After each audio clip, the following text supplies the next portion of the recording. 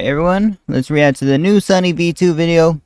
This one just dropped a few days ago. That comment was posted to an early I didn't even know he dropped until SQC made a react video to it, so I was like, dude, you're kidding, right? Like, I am pretty late to it, but we're here, and we're reacting to it, so let's check out the video, guys.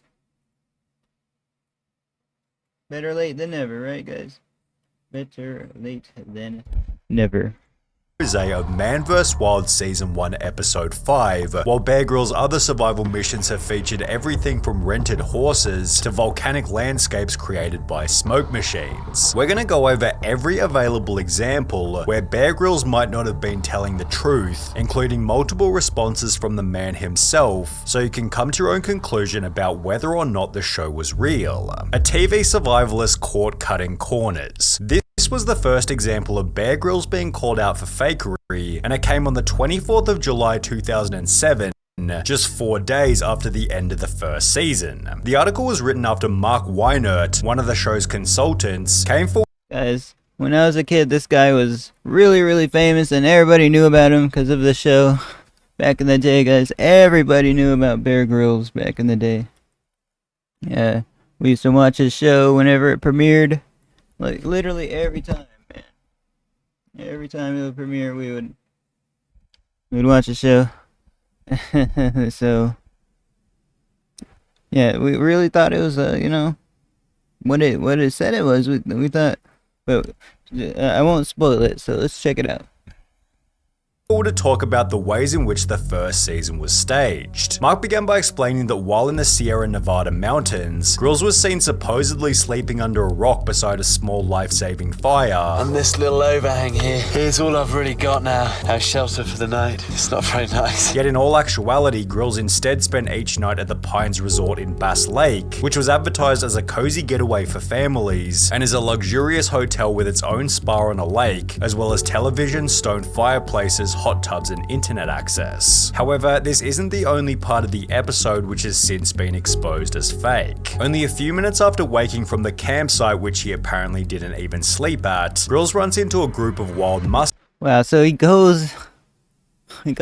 actually spends it at the hotel, bro. He doesn't even be chilling. He doesn't even chill in like, I thought he'd at least spend the night there, but no, man. He'd rather chill at a Four Seasons hotel, bro. Interesting. Like, who would want to be in the desert or in the wild there, you know, sleeping under a rock, guys? No. I mean, it's not that bad for one night, guys, but we didn't even do that. That's fine, though, because not everybody would even want to do that, man. Making millions of dollars. Before talking about how unusual it was to see them out in the wild. A chance to use an old Native American mode of transport comes my way. And this is such a privilege to see that probably.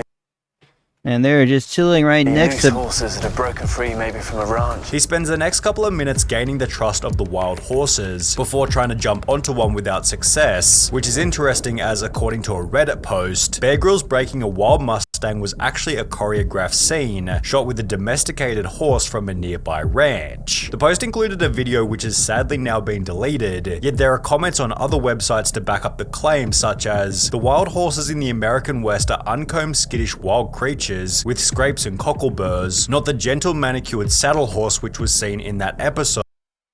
Yeah, that one was definitely looking like it was well taken care of, man.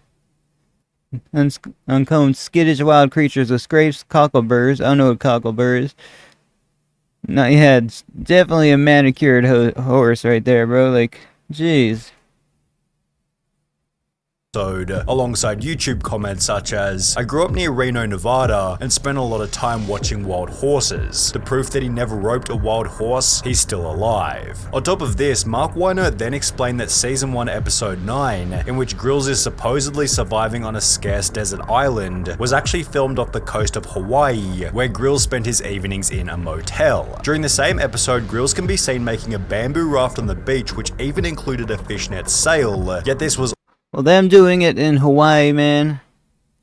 You know, the residents are gonna see them and everything, but Yeah, the hotel receipts and everything, they definitely tell a story for sure. Also debunked after Wynerd explained he actually led a team of builders to construct the raft. It was then taken apart so that Grills could be shown building it on camera. However, it was season 1 episode 5 on Mount Kilauea that was the most. Imagine getting approached by a team and they're like, hey, we want you to be an expert in wildlife.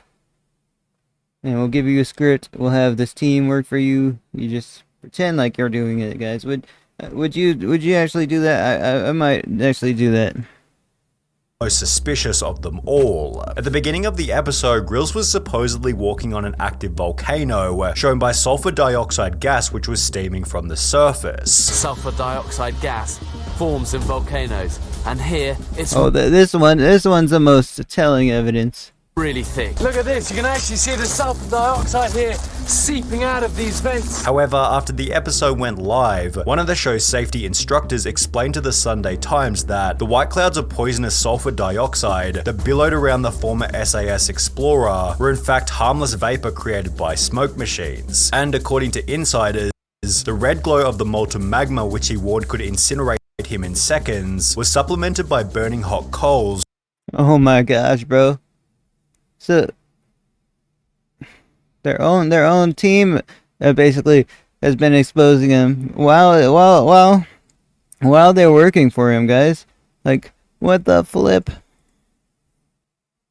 Brought in by members of the production team. Sulfur dioxide fumes are colorless and you can't see it, so smoke generators were used off screen to make the existing fumes seem visible. Later in the episode, Grills talks about Genius plan though, not gonna lie. Being far from civilization, before explaining that crossing the terrain was dangerous due to lava cracks in the ground. Crossing these fragile fissures can be dangerous, but there is a way to do it. Sometimes you get these lava bridges that cross them over, but you've got to be really careful crossing these, just because you don't know what's solid and what's hollow underneath. That definitely looks completely solid, in my opinion, guys. However, when a YouTuber called Volcano Chaser uploaded a video titled Man vs Wild Bear Grylls is a phony, this segment was also debunked. The video showed that just behind the camera, the lava crack came to an end and could have simply been walked around, which became even worse after it was shown that Grylls was not far from civilization and was rather right next to a major highway. To add a cherry on top of the cake, the video description exposed. Sheesh, bro. The phony bear faked it in Kaleo as well. He taped most of the show a few hundred feet from various highways. He didn't even hike the easy 3 miles from the landing site to the final destination.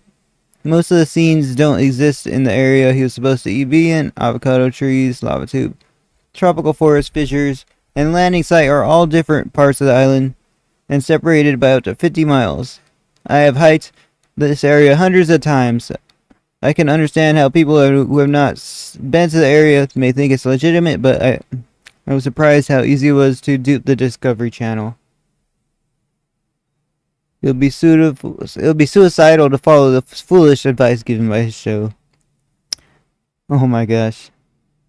Other parts of the episode by stating, most of the scenes in the show don't exist in the area he was supposed to be in. Avocado trees, lava tube, tropical forest, fissures, and landing site are all in different parts of the island and separated by up to 50 miles. I've hiked this area hundreds of times. These fissures are unique to a small area on the summit and are a very popular tourist viewing area. They're only a few hundred feet long and easy to go around. Only the phony bear seems to have trouble crossing them. The fissures are located next to the parking area where cars can be seen on the crater rim drive shown on the clip, although there was still more trickery that wasn't being made obvious to the audience. Survival expert Nick Vrumans worked with Bear Grylls on season 1 episode 13 in the Australian outback, after which Nick stated that even the script itself was pre-planned. He'd expand on this by stating everything you see in the show is set up. I built him shelters and found him snakes to eat. On the show broadcast to Europe and the US, you see him catch a snake, kill it, and eat it, but it was actually 2 snakes. A roadkill that I found which he was shown beating on the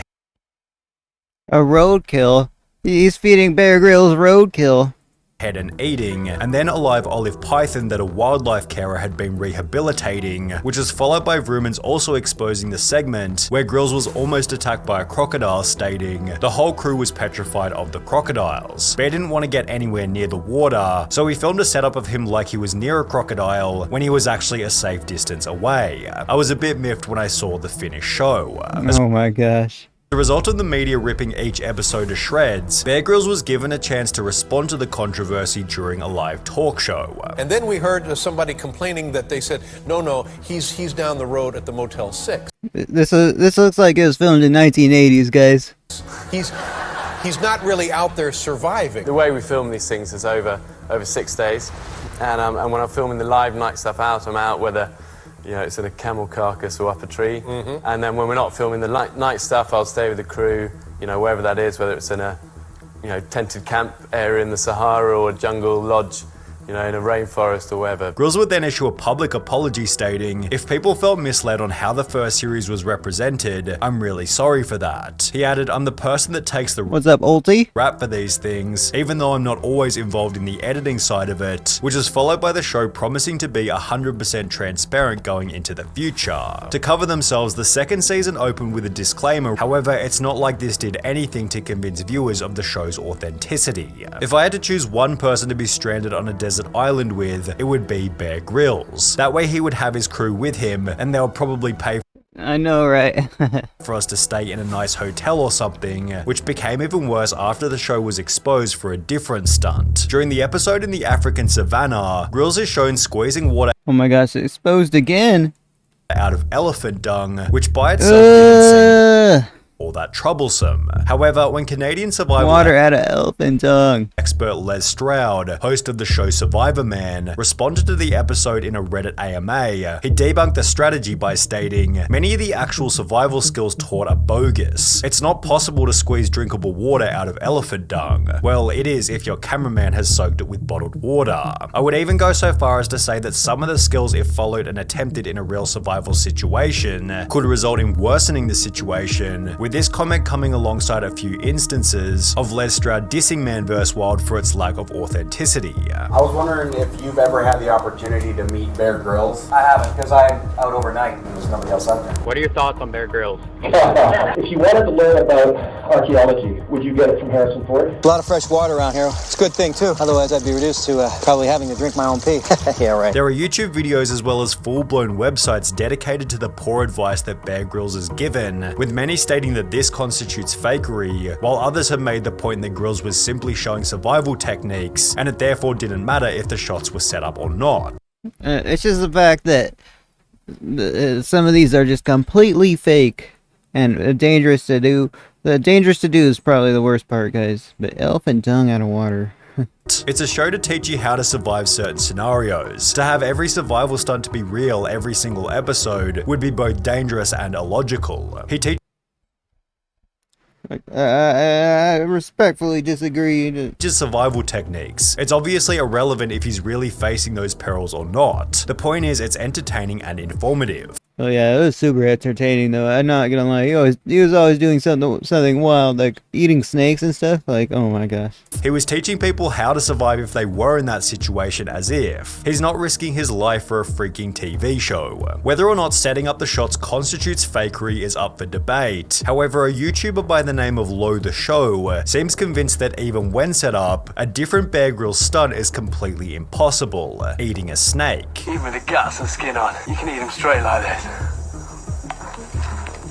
Oh my gosh, I've actually seen this.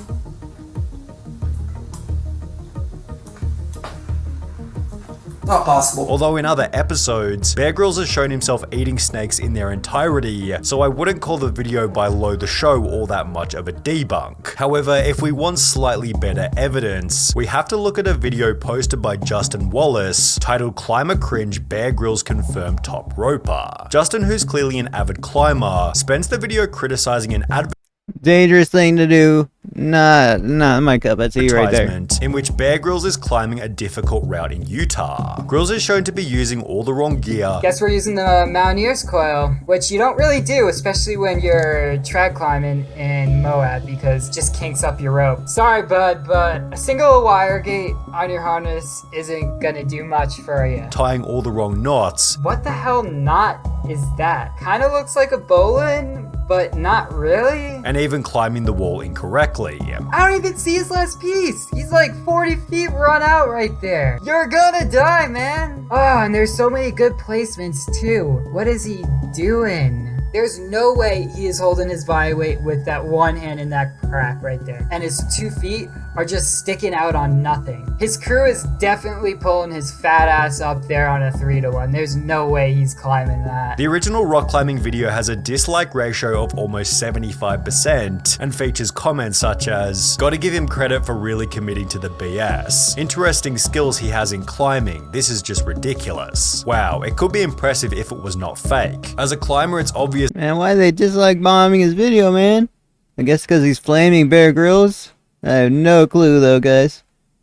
That the heli dropped him at the top and he made some shots rappelling down. I used to like him, disappointing. You could make the argument that Grylls gets a pass given it was filmed for an advertisement, but does he get a pass for an article titled "Bear Grylls Show Accused of Fakery Again" after the island's ordinary men exposed Again Bear Grylls? Oh, come on. as trained professionals? According to the article, The Island by Bear Grylls Oh, now we know why kind of the shows quit playing, like, you know. It could have been like, see, Steve Irwin, he did it until he basically, unfortunately, died, bro. But hey, with this fake scripted stuff, he doesn't really have to take that much risks as Steve Irwin did, because he died while filming, so. introduced what was supposed to be 13 ordinary men are about to be abandoned on a Pacific island with just the clothes they stand up in and a few tools. But there was no mention that Rupert Smith had worked in war zones and extreme environments, including alongside Grylls as director of Channel 4's Escape to the Legion. Similarly, there was no introduction to cameraman Dan Etheridge, who also worked with Grylls on Discovery Channel's Man vs. Wild. Kif McManus, a sound recordist with 10 years experience in some of the world's most dangerous places, also failed to get a mention. The article also revealed that 2 caiman crocodiles had been manually released onto the island, and that the rare source of fresh drinking water found by those on the show was actually a rubber-lined pool set up by the production crew. Channel 4 responded to the featuring of Oh, snap. Again, like every single episode almost. professionals by stating, "It clearly states in the program voiceover that trained crew are part of the experiment, living under the exact same conditions as the other men. Like all of the men on the island, their professions are captioned on screen and their backgrounds are discussed. Biographies are also on the Channel 4 website," before going on to address the crocodiles and drinking water by stating, "We had to ensure the island's only water supply, a muddy pool, would last through filming in the dry season, and that there was enough native animals and native vegetation that could sustain the men for 28 days, as long as they had the ingenuity to find it, catch it, and kill it," which you have to admit is a pretty decent statement. So no outro, but yeah. Pretty cool video from Sunnyv2. Check him out if you already... Today we're